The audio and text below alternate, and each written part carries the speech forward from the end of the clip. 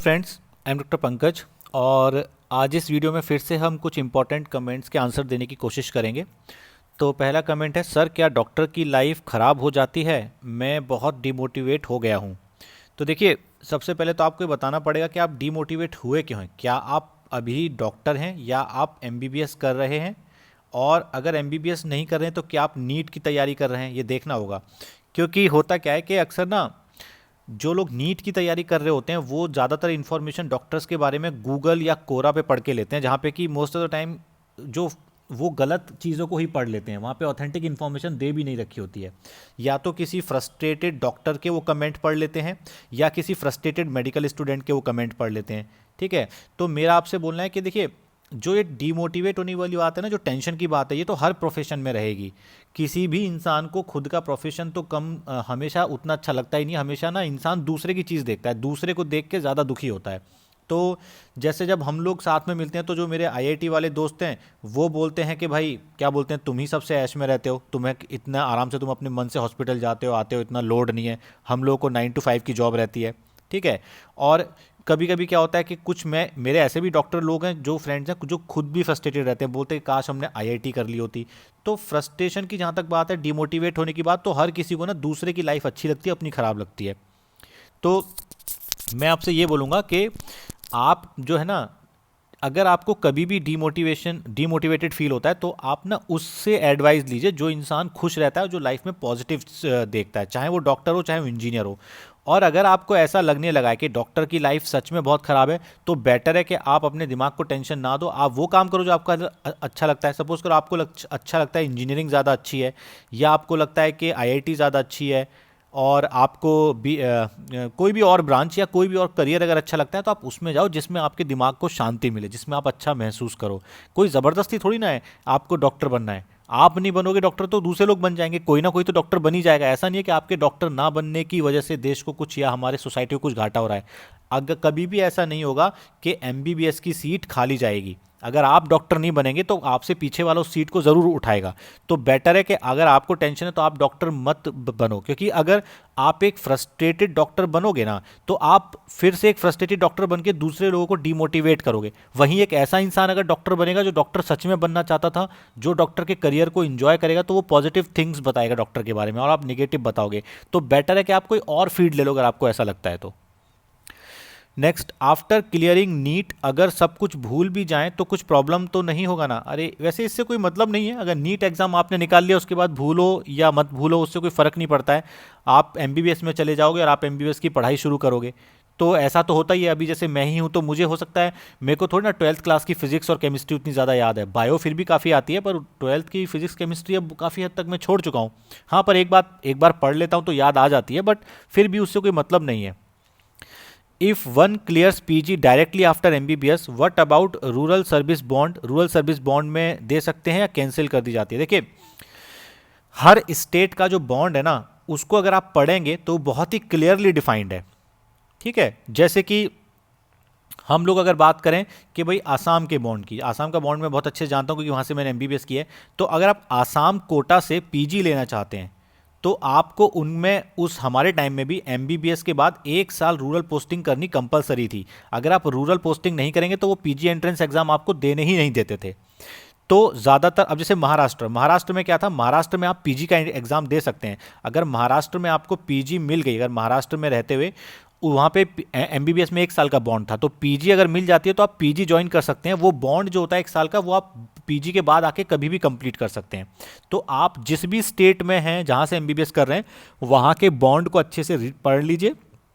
उसमें क्लियर दिया होगा कि वो अगर आपको पीजी देने देंगे या नहीं। अक्सर होता क्या है, जो स्टेट ये अलाउ करते हैं कि आप पीजी दे सकते हैं, वो आपको पीजी में अक्सर जाने देते हैं, पर आपको कभी ना कभी पीजी कंप्लीट करने के बाद बॉन्ड अपना आके करना होता है। या कुछ स्टेट, आसाम जैसे हो गए, वो ऐसे होते हैं कि पहले बॉन्ड कीजिए तभी आप पीजी का एग्जाम दे पाएंगे। तो ये चीज़ उस बॉन्ड में क्लियरली डिफाइन होती है। आप प्लीज़ उनके वेबसाइट पे जाके इस बॉन्ड को, एक एमसीसी की वेबसाइट है mcc.nic, इस पे जाके सारे कॉलेज हैं, उनकी इन्फॉर्मेशन, उनके बॉन्ड्स हैं, उनको पढ़ लीजिए। ठीक है। नेक्स्ट है, if one wants to do super speciality after PG, can he go directly or he needs to serve PG or pay PG bond.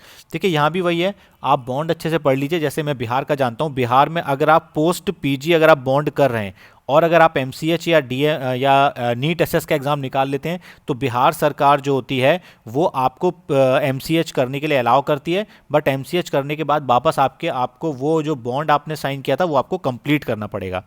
तो ज़्यादातर जहाँ पे एमसीएच की बात है, सुपर स्पेशलाइजेशन की बात है, तो अक्सर गवर्नमेंट अलाउ करती है, बट वो करने के बाद आपको वापस उस स्टेट में आके बॉन्ड को कंप्लीट करना पड़ता है।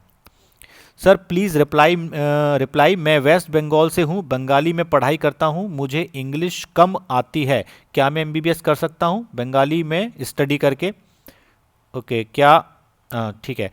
Please reply for West Bengal student. देखिए, चाहे वेस्ट बंगाल से हो, चाहे उत्तर प्रदेश से हो, बिहार से हो, किसी भी चाहे महाराष्ट्र से हो, अगर आप रीजनल लैंग्वेज में अगर आप पढ़ाई कर रहे हैं ना, तो मेरी राय यही रहेगी कि आपको दिल छोटा नहीं करना है। ऐसा कुछ नहीं है कि जो नीट की तैयारी केवल आप इंग्लिश में ही कीजिए, आप अपनी रीजनल लैंग्वेज में ही कीजिए, आप बंगाली में ही तैयारी कीजिए। आप पता कीजिए वेस्ट बंगाल में, कोलकाता में, जहाँ पे अच्छे जो टीचर्स हैं जो वेस्ट बंगाल जो बंगाली में अच्छे से पढ़ाते हैं, क्योंकि आपकी जो लैंग्वेज आपको आती है ना, रीजनल लैंग्वेज, उसमें पढ़ाई करना हमेशा आसान होता है। आप एक बार एमबीबीएस निकाल लीजिए, एमबीबीएस में जो आप जाएंगे तो वहाँ सारी पढ़ाई इंग्लिश में होती है, बट मैं आपको मेरे और भी वीडियोज़ हैं, आप अच्छे से देख सकते हैं। तो इंग्लिश में आपको एमबीबीएस में जाके कभी कोई दिक्कत नहीं होने वाली है, वो स्मूथली आप सीख जाएंगे, आपको पता भी नहीं लगेगा आपको कब इंग्लिश आ गई। हो सकता है आप बोलना ना सीख पाएं, बट आप लिखना और समझना इंग्लिश को आसानी से सीख जाएंगे। पर अभी ज़रूरी है आपको नीट निकालना। तो नीट निकालने के लिए अगर आप अब इंग्लिश सीखेंगे, कब आप इंग्लिश सीखेंगे, कब आप इंग्लिश में तैयारी करेंगे, उससे बेटर है आप बंगाली में तैयारी कीजिए और पहले नीट निकालिए।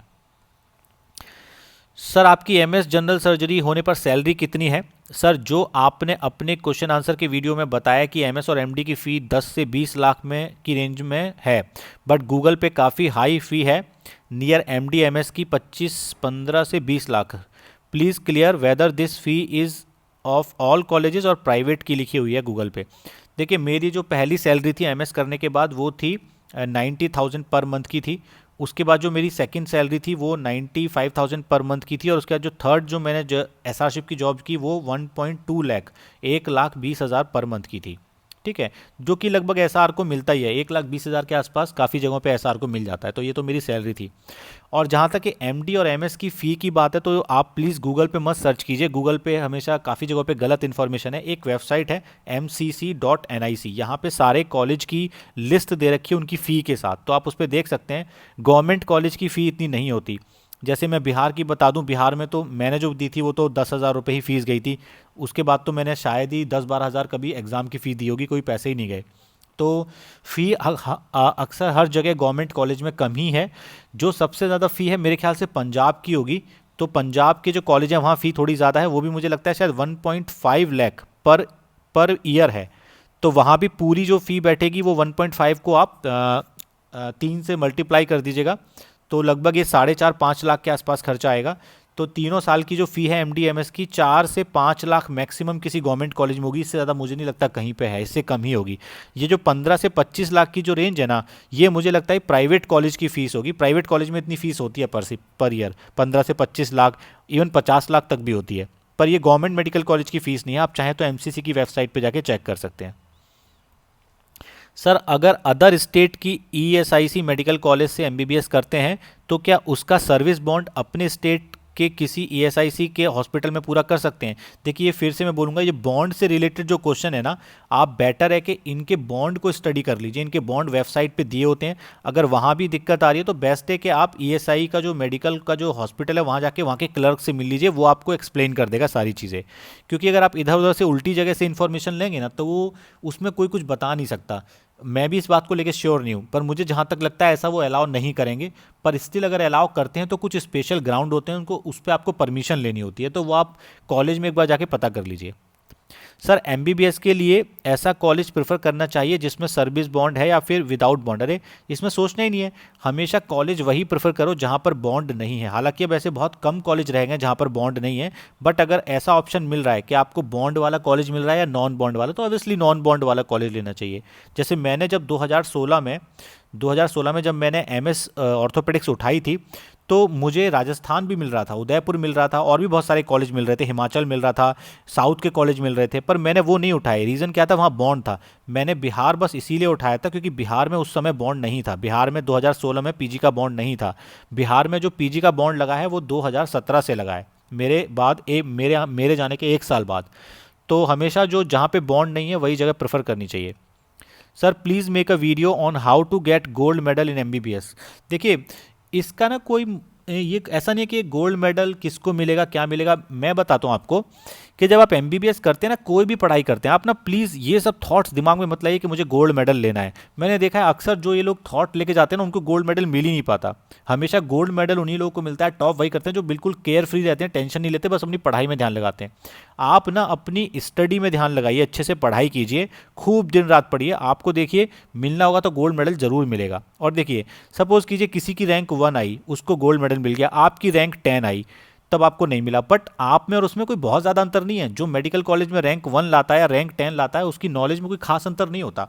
ठीक है, मैं आपको बता रहा हूँ, हमारे मेडिकल कॉलेज में जो रैंक 1 लाते थे, रैंक 2 लाते थे, वो लोगों को उतनी अच्छी पोस्ट ग्रेजुएशन नहीं मिली जितनी अच्छी हम लोगों को मिली। तो मेरा रैंक एक बार 8 आया था, एक बार मेरा रैंक 9 आया था, एक बार मेरा रैंक 30 आया था। हम लोग का 175 का बैच था। तो रैंक से ऐसा कुछ नहीं होता है। ऐसा नहीं कि रैंक 1 वाला ज़्यादा जानता है, 9 वाला ज़्यादा जानता है। आप ये सब चीज़ें दिमाग से निकालिए, बस अपनी पढ़ाई पे ध्यान दीजिए, कंसेप्ट पे ध्यान दीजिए। ठीक है, गोल्ड मेडल मिलना होगा तो ज़रूर मिलेगा। सर इंटर्नशिप ख़त्म करने के बाद क्या और भी एग्ज़ाम देना होता है एमबीबीएस डिग्री के लिए? देखिए, इंटर्नशिप खत्म करने के बाद अभी तक तो इंडिया में कोई एग्ज़ाम है नहीं। हाँ, सुनने में आया है कि वो कुछ नेक्स्ट नाम से एक एग्ज़ाम निकालने वाले हैं, बट अभी तक उसका कुछ नोटिफिकेशन मैंने पढ़ा नहीं है। अभी तक तो इंटर्नशिप करने के बाद आपको डिग्री मिल ही जाती है। सर क्या नीट पीजी का इंटरनल कोटा रिजर्वेशन सिर्फ फर्स्ट अटेम्प्ट में ही मिलता है या अनलिमिटेड अटेम्प्ट में? देखो, कुछ कॉलेजेस में नीट पीजी का ना इंटरनल कोटा है, जैसे कि बीएचयू का एग्जांपल मैं दे सकता हूँ। तो जहाँ तक मेरी नॉलेज है, बीएचयू में पहले 2 अटेम्प्ट, अगर आप 2 अटेम्प्ट तक, अगर पहले 2 अटेम्प्ट इंटर्नशिप के बाद, मतलब 2 बार अगर एग्जाम देते हैं, 2 अटेम्प्ट वो लोग देते हैं, 2 अटेम्प्ट में ही वो इंटरनल कोटा देते हैं। बाकी कॉलेजेस का मैं कोशिश करूँगा कि ट्राई करूँ, मुझे पता लग जाए कि क्या है। तो इस वीडियो को यहीं पर एंड करते हैं। Thanks for watching my video.